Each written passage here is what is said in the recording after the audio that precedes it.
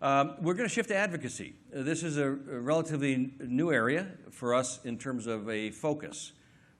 We've covered a lot of our ground on the foundational things I mentioned earlier in the conversation. Jennifer's the first person we have on staff that is focused on education. So we're trying to get staff that have individual focuses on each of the pillars, and we, like I said before, a lot of our people are on the networking side of what we do in event scheduling. So Jennifer is heading up education, and she'll come back to us a little bit more on some of the resources. So Mike, tell me a little bit about your thoughts when you came to me and said, hey, you know, it's time. What do we do? Yeah, specifically on the advocacy side of things, we had some conversations about 1.5 years, 2 years ago now where there's so much going on in all of our communities, in our states, specifically in our communities and at the national level, whether that be legislation, issues within our industry that feed right back into affecting our industry as a whole, participation in sports. There's just so much circling around us right now that we need to be very active and have a voice in what goes on with that. And the conversation really started, and we have Dan Mills here actually from the U.S. Center for Safe Sport, who we've aligned with strategically, and that was really our first partnership on the advocacy side.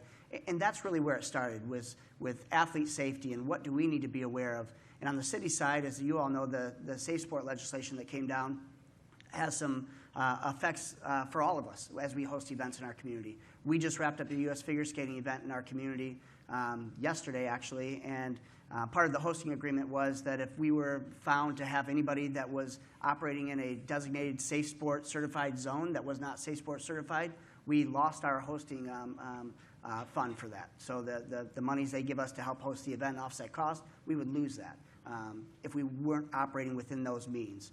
So that's really where some of this conversation with advocacy started, was how can our cities be better prepared for what's coming down the pipeline? How can they even be aware? As we started the conversation about the Safe Sport legislation, and we just kind of shot out some feelers to some of our member cities and facilities, the vast majority had no idea what this might mean for them in securing additional volunteers, qualified volunteers, what the legislation was, how it might impact them moving forward.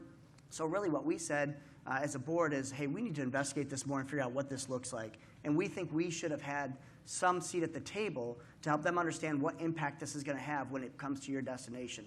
If you bring an event to Providence, what does that now look like? And how can you be prepared to make sure you're following the guidelines and that event is safe for athletes, and you can be certified, if you will, to make sure that you're handling that correctly. So we went down that path of exploring it with a small group, and Ray Palmer and Matt Libber and myself kind of push that advocacy group forward right now.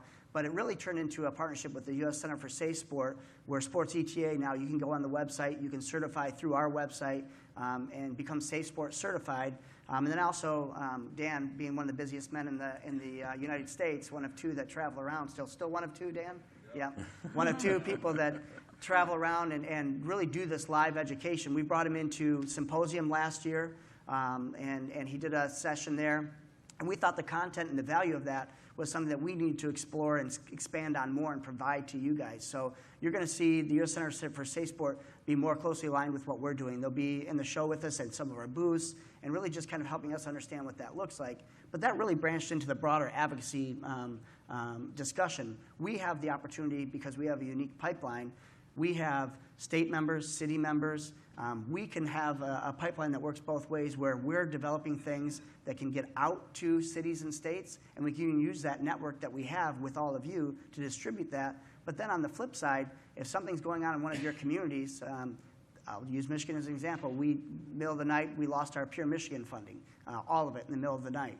Well, if we were a little more established in this process, what we could do is we could reach out from a state perspective to Sports ETA and say, hey, we need help. We need help from our association to help educate our state on why they have to reallocate these funds back and what that means to tourism in our state and sports tourism.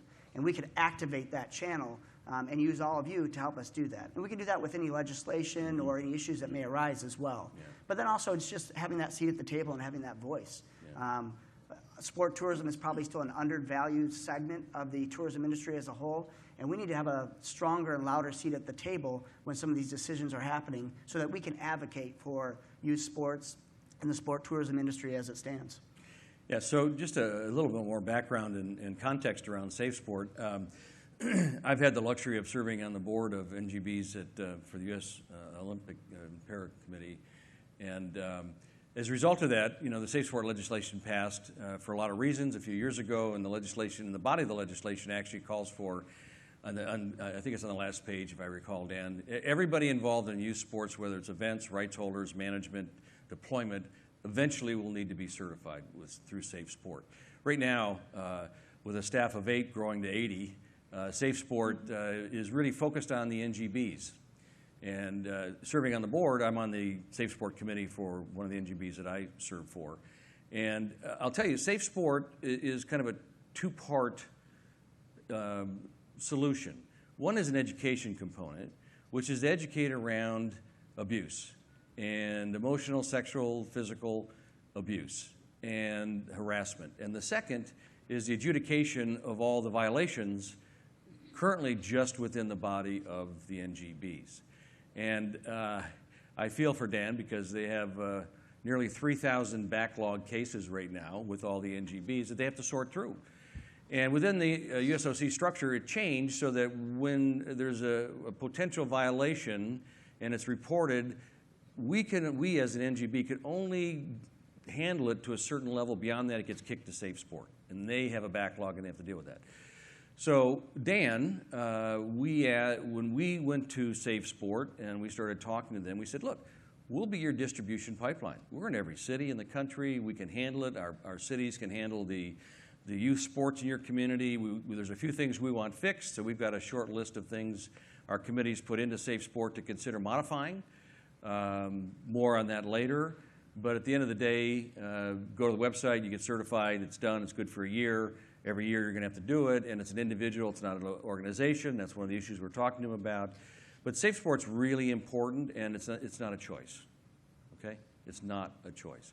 We're going to have labs at our future meetings where we're going to have computer banks. If you want to take it while on site at our symposium or other events, you'll be able to do that.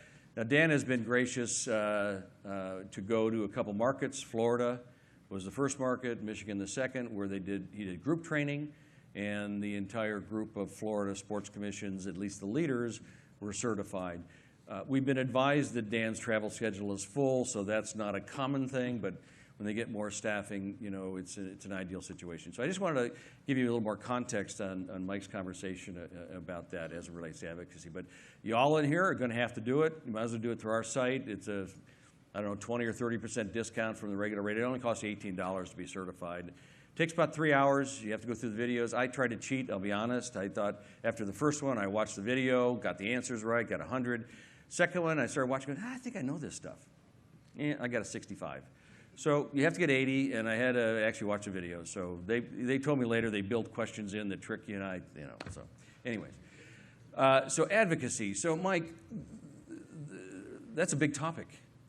There's a lot of stuff. So as you have gone through strategically as part of our 2020 vision, what are the couple areas that you're going to focus in, and are you going to stay focused? Yeah, I think that's the trick, because you can really get down the rabbit hole pretty quick with this, right? You just start focusing on one thing and another thing pops up, and the next thing you know, you're off target and you're way off message as well. So as we sat down with our small committee, and right now it's a small committee, and I think as we build this out and figure out how we move this forward, we'll probably expand that a little bit so we have a little more reach. But right now with the small core group that we have working on this, we're going to start focusing really in 3 areas for our advocacy efforts. We're going to figure out and work with some of those like organizations out there that have the same interests that we do, so we can kind of build some critical mass with some of those partnerships. And we're not down the road yet with who some of those are, but more closely aligned with organizations potentially like DI and Destinations International and what they're doing. They have a very strong advocacy arm now that they've developed over the years with Jack Johnson and his team. And they've been very open to partnering with us to figure out what that looks like and how they've structured their advocacy work. And they've done a really nice job of getting right down to matters that are important to their members on the CVB level. And I know a lot of us are under CVBs or a part of CVBs, and we need to figure out how we can have that work for us on the sports side specifically and make those things aware. So we're going to align with some organizations there that we have interest in and supporting We think it's critical that we have youth continue to play sports. So that'll be one area where we focus, and we probably have some alignment with other organizations on how do we support that and how are we a part of that movement, as that's the lifeblood for everything that we do. So if that evaporates, obviously our markets are going to struggle with that as well. And then the legislative matters too. We really need to focus on how can we help as an association when these things start percolating. We had a state, I'm looking around here, I don't see him in here, but we had a state that recently had somebody try to propose banning contact sports. Obviously, that would be a critical issue that we would want to have some conversation about and help them understand what other impacts and effects that might have on a broader economy than just banning contact sports. So we really just want to have some of the conversations so that when you have issues that pop up in your city, you can elevate those up through a network that we can then assist with, and to make sure that that's not going to occur somewhere else, or help assist in your messaging from the top down so that you can get out and really work through some of those issues as well. Good. Hey, Mike, you hit on a really important point when you were talking about partnerships with organizations potentially like DI and otherwise. Maybe, Al, it might be worthwhile to talk about how we continue to advocate for sport in that broader tourism portfolio. I mean, we hear, like Kristen mentioned, John's department bringing in upwards of 40% and that's a very similar circumstance across the country. Where do we fit in that broader portfolio? Yeah, John asked me to ask Kristen if he gets 40% of the budget, but I told him I wouldn't do that.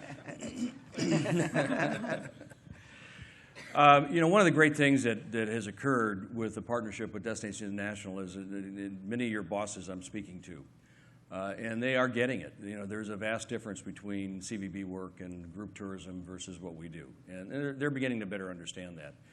It's a process. Don started it, and he was climbing the hill, and so we're there in terms of the visibility. The great thing is DI has included us at the table of all the major discussions. So as the president of our association, we're there. Every meeting, we're invited. They comp us to come to those. So things about diversity and inclusion, things about advocacy, everything, and they'll provide some service and some background at no additional cost to us. So Mike and his team, we're going to go to Washington and begin to shape some of that advocacy work, and so we've been asked to participate in some of that. And so these partnerships are really geared around widening our breadth and our scope without having to pay a lot of money. And so we've now, a lot of the associations, so IAVM, which is venue managers, the meeting planners, Destinations International, a number of have talked about us providing educational tracks, which we're in the process of developing through Jennifer, advocacy from Mike, some resources. So the partnerships are critical in the broad base to grow things. And the good news is your bosses appreciate the value of sport and sports events and the tourism dollars it brings in. So we're active advocates around that with the association's meetings. And I know Mike and a few of you have brought to the DI and introduced to people. So we're widening our berth and our scope within those groups, which has proven to be very helpful at this point. So thanks for that. So any questions on advocacy? I knew you would have one. So as we dig deeper into safe sport, is it going to be part of the process now where every volunteer that works at events that we host are going to need to be safe sport certified? Because that's a huge undertaking. So right now, and Dan can probably maybe speak this a little better too. I don't think Dan Dan's knows the giving a answer. session. Mike, Dan is giving a session too. Wait till this. Go to a session, would you please? I think there's two parts to that answer, John, because that was originally part of our advocacy work as well. With the safe sport side was the volunteer side, and I think all of us assume that at some point in time, every volunteer is going to have to be background checked. Every volunteer is going to have something there that you're going to have to do, and obviously you can imagine what impact that'll have on your event budget, on even being able to secure volunteers. If I have to put a volunteer through a training and then they have to pay money to have a background check, can I even get enough volunteers to put on an event?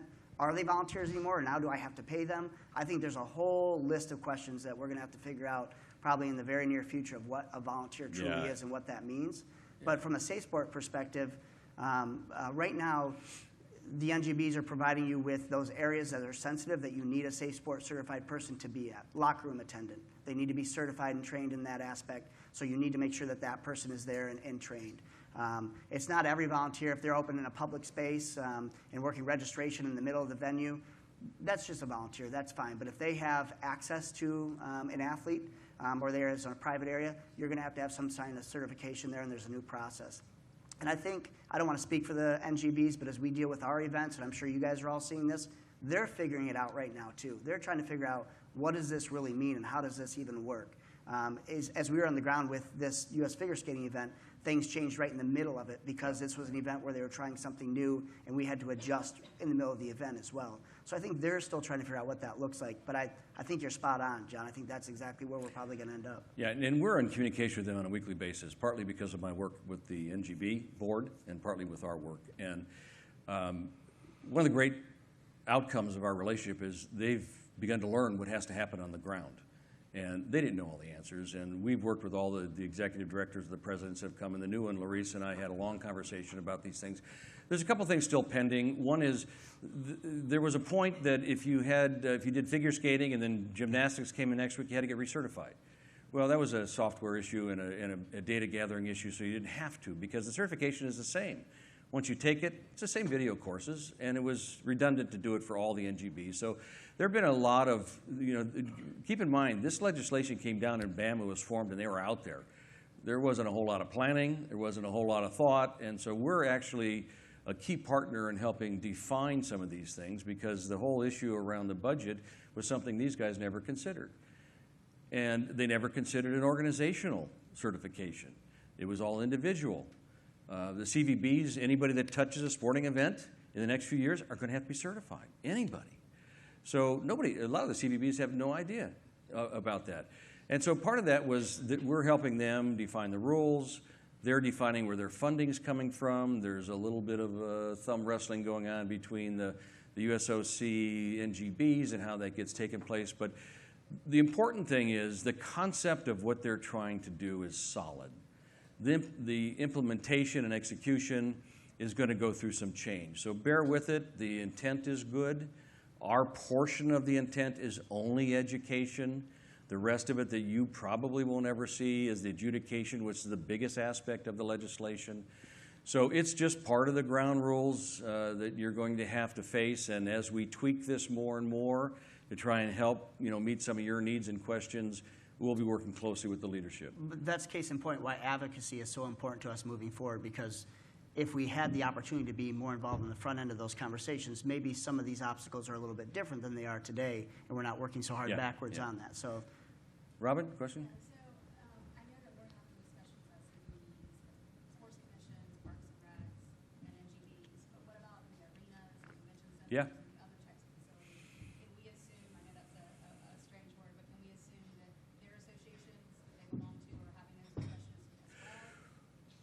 I would not assume they're having those discussions, but they will have to be certified. I guess my ultimate question is it something that will lay on our responsibility to make sure that they are in the know of that, or will it trickle down to them? Okay, so that's a great kind of positioning question. I think I would look at, I know where you're going with that question. I would look at it a little differently, and I would say this gives us, as Sports ETA, a great positioning point to show leadership in a community. Rather than, let's not trust the process that all these other groups are having conversations, because I know I talk to Brad Main all the time. IAVM, this isn't even on their radar right now. Their convention centers and their sports arenas and everything, they're not even talking about it. Little leagues and youth basketball leagues, NCYS, they're not even talking about it. They're going to be required to do it. So my view is that this is an opportunity for us in your markets across the country to show leadership and to go out there and be on the front end of this, explain what it is. They can investigate all they want. They're going to have to do it. One thing that Mike has done in Michigan, so he took the let's bring Dan into Michigan and talk to all the CVBs. They get their guy or gal certified. Terrific. Mike's doing quadrants now around the state where he's actually going to be talking to youth groups and associations that they're going to be required. But he's taking the front end of that and showing leadership. I think it's a great opportunity for us in our markets to take the lead on that. And we'll arm you with information if you need to go out there. We have some approved documentation we can send out, and there's a lot of stuff on our website right now that's out there. But that's how I would look at that. It's the same result. Yes, they're all going to have to deal with all this. I'd rather take the lead and be the innovator or the leadership position on it and say, hey guys, you're going to have to do this. Let them figure out if they do or don't. They're going to have to. So that's just would be my response, Robin, to your question. Yeah. A lot of people, I mean, if you go back and look at a lot of communities, especially in the parks and rec setting, that incorporates a lot of your staffs and unique events, are already doing all this. Yeah. I'm probably background close to 600 people a year. Yeah. Yeah. And that's paid through our budget that we actually pay for. Right. That's all, youth coaches to officials to staff, my staff. But we also, the state of Virginia, Parks and Rec, I mean, we're all MAC notifiers now. We're the administrator. If we do not, we're saying this, doctors, police officers, so we have to take through the Department of Health a certification class every year to research everybody that they know.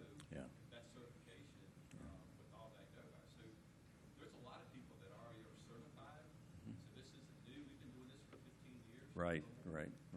Yeah. We check everybody every 3 years, regardless if you've been checked, you're rechecked every additional 3 years. Yep. It's a whole format policy we go by. So. Yeah, that's great that you're doing it. I applaud you guys for doing it and getting ahead of it a long time ago. I want to be clear. There's a bifurcation of what this means. The background checks is not part of this.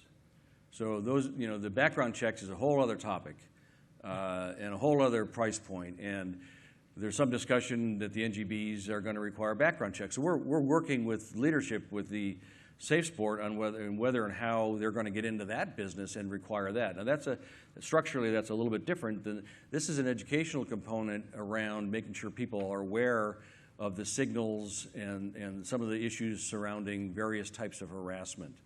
And that's the single role that we play. There are different certification models out there.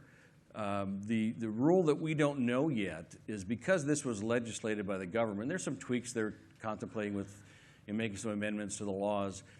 We don't know to what degree we're going to have to validate that they're safe sport, or if safe sport is the Cadillac and all the rest of them kind of don't matter. Those are still things that are being debated in terms of structurally how it is, but I do know there's other programs out there that do some level of certification around these harassment issues. So some of that's still to be decided. They will be the big dog in the game eventually because of the legislation and the fact that they've been ceded that responsibility. What was missing was funding. Now they're wrestling the funding so they can do it and they can be more broad. So I want to be clear that, and this is a cost to your budgets. This was how we got into this, really, was going, holy cow. Mike's got to certify 25 people for 15 events he's got this year. And, it was $20 probably. We got a discount. So and the background check is an important part, too. And I know you host a lot of USA softball events. So you host a USA softball event, you have to be background checked through their background organization. But if you go and host a USA fencing event, you have to go through their background check service. So every NGB has their own background checking service. So your background check, if you're going to be Safe Sport certified in that aspect, does not move over. The certification does, but your background check would not. So they're different in terms of structurally. So this is a good example of where we as an association can advocate and take a leadership role. And to Robin's point, that's where we see you guys really. This is one of those little things in your quiver you can go in and actually lead. This came upon us. And this was opportunistic from advocacy. Now we're in the process of actually developing the strategy around youth participation in activities, around state legislation, and we want to form a SWAT team to deal with state issues, that we can mobilize a rapid response team, if you will. So that's where advocacy is going. This was thrust on us. It was opportunistic. We grabbed it. We have the pipeline through you guys, and we felt it was an effort that we had some level of control and some level of input now to help modify their structure, and we've been received well. And go to Dan's meeting. He's terrific. He does a great job. He's 2 for 2. They've asked him back. So you got to get 3 for 3 after this is the big group. So let's move on, and so we can. Oh, John Schmieder.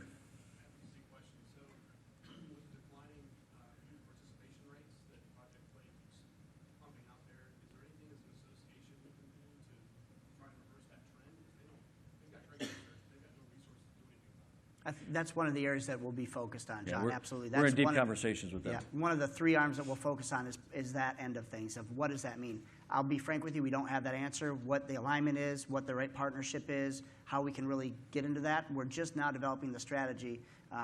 We have a wonderful doctor on the stage that's going to help us develop that strategy as we move it forward as well. But that's actually obviously a very key point of that overall strategy. Is that's one of those three pillars of advocacy that we will focus on is how do we engage our membership to help turn that trend a little bit and maybe activate some of those opportunities. Yeah, and actually, Tom Cove's recent research of SFIA, that trend has slowed. And in some cases, the sports have started to tick up.